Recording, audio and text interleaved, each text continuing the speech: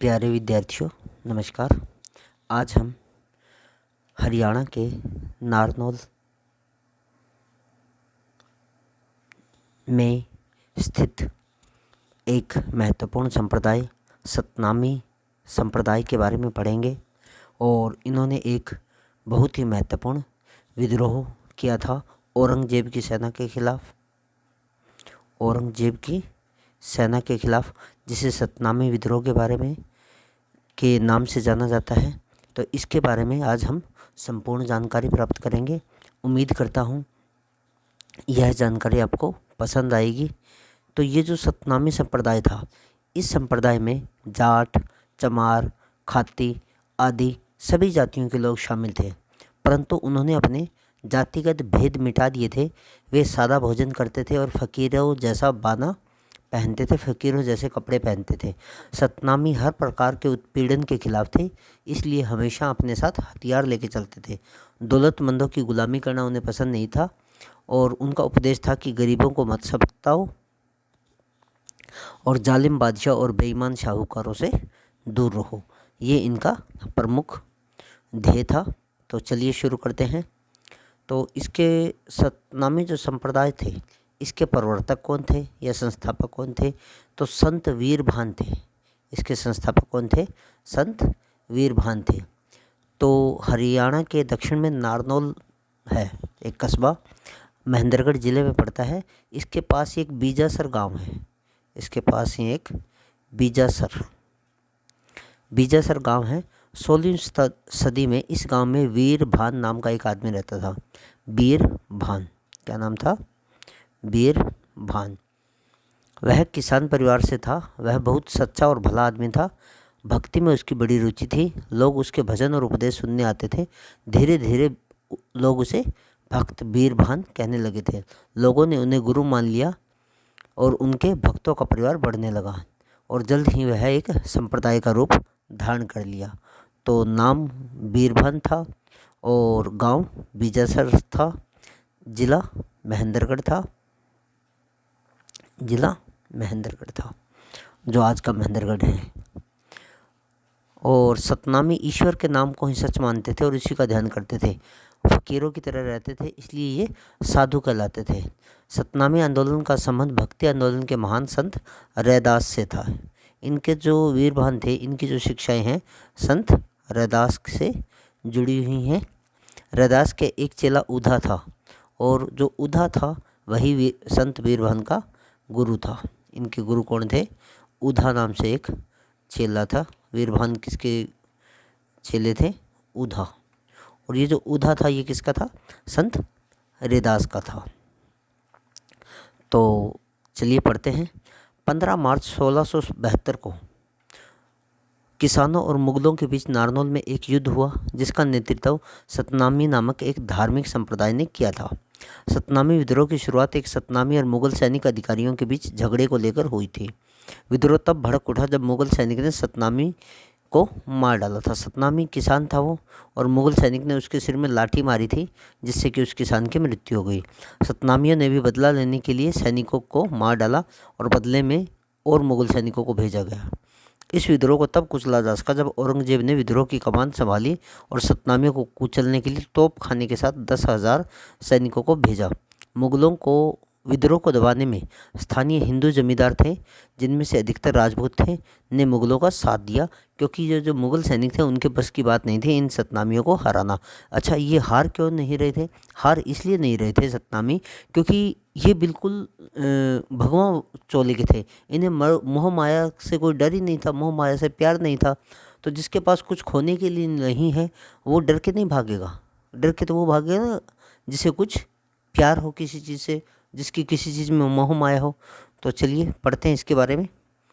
हरियाणा के दक्षिण में नारनौल नाम का एक कस्बा है। आज यह महेंद्रगढ़ ज़िले में पड़ता है। इसके पास ही बीजासर नाम का गांव है। 16वीं सदी में इस गांव में वीरभान नाम का एक आदमी रहता था। वह किसान परिवार से था, बहुत सच्चा और भला आदमी था। भक्ति में उसकी बड़ी रुचि थी। लोग उसके भजन और उपदेश सुनने आते थे।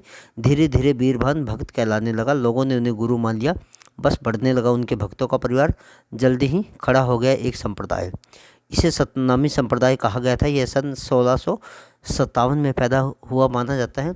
सतनामी ईश्वर के नाम को ही सच मानते थे और उसी का ध्यान करते थे। ये लोग फकीरों की तरह रहते थे, इसलिए ये साधु कहलाते थे। सतनामी आंदोलन का संबंध भक्ति आंदोलन के महान संत रैदास से है। रैदास का एक चेला था उधा। क्या नाम था? उधा। मैंने आपको पहले ही बताया था। उधा का इस क्षेत्र में बड़ा प्रभाव था और यही बीरभान के गुरु थे। तो जो बीरभान थे उनके गुरु कौन थे? उधा थे। और उधा के गुरु कौन थे? संत रैदास थे। तो चलिए आगे पढ़ते हैं इसमें। गुरु बीरभान अंधविश्वास और रूढ़िवाद का खंडन करते थे। वे मूर्ति पूजा के विरोधी थे और जाति प्रथा का विरोध करते थे। शरीर और मन की शुद्धि पर उनका खास जोर था। वे सच और सदाचार को जीवन के लिए जरूरी मानते थे। धन और संपत्ति से दूर रहने का उपदेश भी देते थे।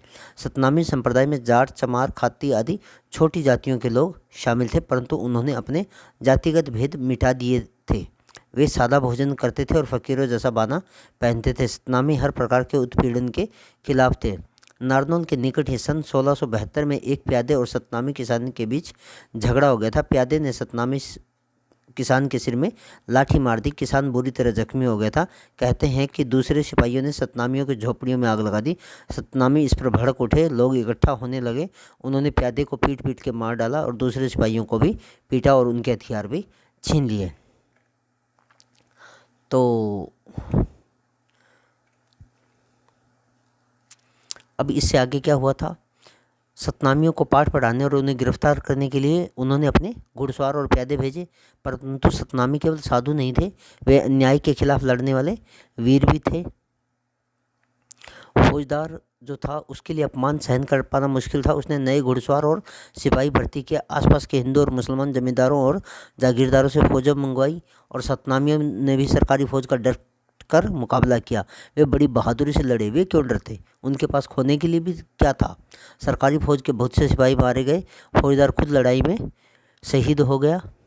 उसकी फौजें भाग निकली। बस फिर क्या था? सतनामियों ने नारनौल शहर पे कब्जा कर लिया। देहात में लगान वसूलना बंद कर दिया और कानून व्यवस्था लागू कर दी। तो इससे इस लड़ाई में सतनामियों के बारे में अनेक सतनामियों की जो बगावत थी वो उसकी जो खबर थी जल्दी दिल्ली के बादशाह औरंगजेब के पास पहुंच गई। दिल्ली पे किसका राज था? औरंगजेब का राज था और उसे लोग जिंदा पीर कहते थे। क्या कहते थे? जिंदा पीर कहते थे।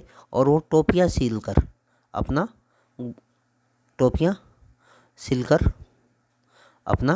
गुजर बसर करता था, बताते हैं। तो सतनामियों पर जब दोबारा से हमला किया तो उन्होंने उन्हें भी मार भगाया। राजस्थान के कई राजपूत सामंतों और दूसरे सरदारों को सामंतियों से मात खानी पड़ी। यह माना जाने लगा कि सामंतियों पर ना तो तीर काम करता है, ना ही तलवार, ना ही तोप के गोले उन पर कोई असर डालते हैं। बड़े बड़े राजाओं और अमीरों को सतनामियों के खिलाफ लड़ने के लिए भेजा गया, तो लेकिन कोई भी उनसे जीत नहीं पाया। और ये भी बताते हैं और लोगों में एक कथा प्रचलित हो गई कि सतनामियों के आगे एक माता मीनाक्षी नाम की देवी है। वो उनकी फौज के आगे आगे चलती है और इसके कारण वो लकड़ी के घोड़े पे चलती है और उसके पास जादुई ताकत है और इसलिए सतनामी कभी भी हार नहीं सकते हैं। तो सतनामियों की जो बगावत थी उसकी खबर जल्दी ही दिल्ली के बादशाह औरंगजेब तक पहुंच गई। उन्होंने तुरंत एक के बाद दूसरी सेना सतनामियों पर काबू करने के लिए भेजी, परंतु सतनामियों ने इन फौजों को भी मार भगाया। राजस्थान के कई राजपूत सामंतों और दूसरे सरदारों को सतनामियों से मार खानी पड़ी। यह माने जाने लगा कि सतनामियों पर ना तो तीर काम करता है और ना ही तलवार, न ही तोप के गोले उन पर कोई असर डालते हैं। बड़े बड़े राजाओं और अमीरों की सतनामियों के खिलाफ लड़ने के लिए भेजा गया। उन्हें लड़ाई का बड़ा तजुर्बा था, फिर भी उन्हें कोई कामयाबी नहीं मिली। सतनामी दिल्ली के निकट तक जा पहुँचे। राजधानी केवल 16 मील दूर रह गई थी। शाही फौजों में उनसे लड़ने की हिम्मत नहीं थी। अब ये जो सतनामी थे उन्हें इस बात का विश्वास हो गया था कि उन्हें कोई भी ताकत हरा नहीं सकती। उनके पास जैसे भी हथियार थे उन्होंने लड़ने के लिए इकट्ठा किया। वे अपने अपने लोगों को खादिम समझते थे, अपनी सरजमीन पर इज्जत से जीना चाहते थे। उन्होंने कसम खाई थी कि लड़ाई में प्राण त्याग देंगे पर मैदान छोड़ के नहीं भागेंगे। क्या है? मैदान को छोड़ के नहीं भागेंगे, मैदान नहीं छोड़ेंगे। और यही उनकी जीत का सबसे बड़ा कारण था। लेकिन चलिए औरंगजेब भी कोई मामूली बादशाह नहीं था, लोग उसे जिंदा पीर कहते थे। ये भी कई बार एग्जाम में पूछ लिया जाता है कि जिंदा पीर किसे कहते हैं। वह सूफियों की तरह सादगी में रहना पसंद करता था, अपने लिए शाही खजाने से एक पैसा लेना हराम समझता था और टोपियाँ सीकर अपनी उनकी आमदनी से अपनी आजीविका चलाते थे। ऐशो आराम उसे सुहाते नहीं थे, महलों के रंग रलियों से वह कोसों दूर था। औरंगजेब ने बड़ी चालाकी से काम लिया। उसने अपनी फौजों की हिम्मत बढ़ाने के लिए, सतनामियों के जादू को काटने के लिए, कि जैसे लोगों में इस बात का मतलब अफवाह उड़ गई थी कि सतनामियों के आगे माता मीनाक्षी चलती है, और ये उस समय का दौर था जब अफवाहें बहुत चलती थी, अंधविश्वास बहुत था। तो उसने अपने हाथ से कुरान शरीफ की आयतें लिख लिख कर झंडों पर सिलवा दी। औरंगजेब का जादू काम कर गया, शाही फौजों में हिम्मत आ गई। उसने सतनामियों की बगावत को दबाने के लिए आखिरकार अपने शहजादे की कमान में 10,000 सिपाहियों की फौज भेजी, और उनके साथ तोपखाना भी था। बड़ा भयंकर युद्ध हुआ। सतनामियों के पास फौजें भी कम थी, हथियार भी कम थे, लड़ाई का सामान भी कम था, पर उनकी बहादुरी देखते ही बनती थी, और उन्होंने असीम शाही ताकत और तोपखाने का डटकर मुकाबला किया। पर लड़ाई बराबरी की नहीं थी। इसमें 5,000 सतनामी मारे गए। 5,000 सतनामी मारे गए। वे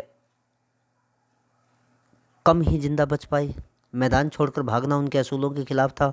वे आखिरी दम तक मुगलों से लड़ते रहे, जब तक कि मुगल फौज ने उनकी बोटी बोटी नहीं काट दी। जानी नुकसान मुगल फौजों का भी कम नहीं हुआ था। राजा विष्णु सिंह कछवाहा, विष्णु सिंह कछवाहा, विष्णु सिंह कछवाहा मुगल हुकूमत की तरफ से सतनामियों के विद्रोह को दबाने आया था। उसका हाथी भी बुरी तरह से घायल हो गया था, लेकिन अंत में जीत क्या है, मुगलों को ही हाथ में लगी। तो विष्णु सिंह कछवाहा था, राजपूत था। यह सतनामियों के खिलाफ लड़ा था औरंगजेब की सेना से।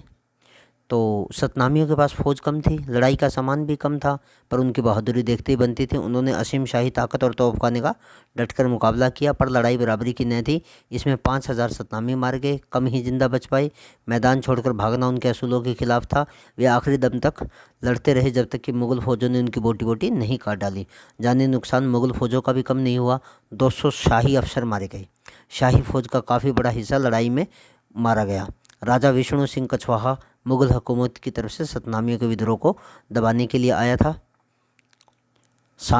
सतनामी सामंती उत्पीड़न के खिलाफ थे, आत्मसम्मान की लड़ाई लड़ रहे थे। वे बड़ी बहादुरी से लड़े, उनके बलिदान बेमिसाल थे। हरियाणा के इतिहास में इसका महत्वपूर्ण स्थान है। चाहे सतनामी विद्रोह अपार शक्ति के बल पर कुचल दिया गया हो, परंतु उनकी कुर्बानी ने सामंती उत्पीड़न के खिलाफ एक दिशा दिखाई।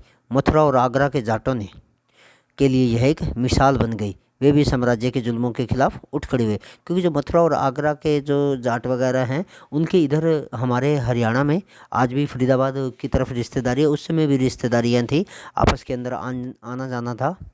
तो भरतपुर के राज्य की नींव भी मुगल हुकूमत की अपार ताकत के इस उत्पीड़न के खिलाफ किसानों के अथक संघर्ष पर पड़ी थी।